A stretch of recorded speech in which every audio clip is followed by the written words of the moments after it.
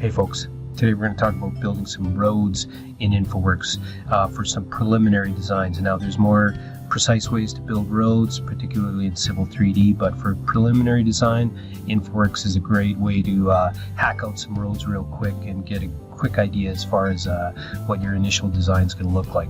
So I've created a model in Model Builder. I've opened up that model now in Infraworks, and I'm signed in, and I've got a series of buttons up here on the top. So there's a couple ways that I can design some roads. I can click the I button, and that'll open up the little draw tool. If you click that, that'll bring up some draw tools, so you notice you've got some road options there.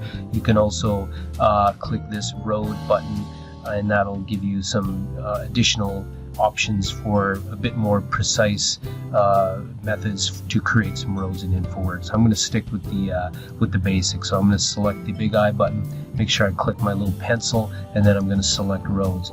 And then what I'm going to do is I'm just going to pick a road that I want. So I'm just going to use a simple road, maybe a street with a sidewalk and green space. So I'm going to select that.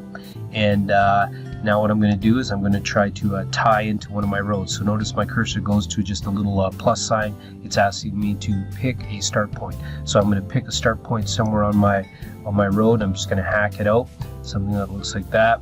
Maybe give myself a little turnaround, and then back down and tie it back into that existing street.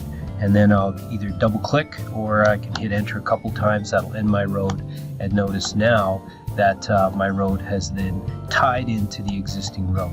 And you can make any additional changes if you want. If you need to change some vertices or shift things around, you can do that as well and delete the road completely. And if you need to tie in additional roads, continue on with any other type of street that you like, and you can use that to tie into the existing road as well. Okay, so that's pretty straightforward on how to create some initial designs for roads in Infraworks. Thanks for watching, folks. Bye now.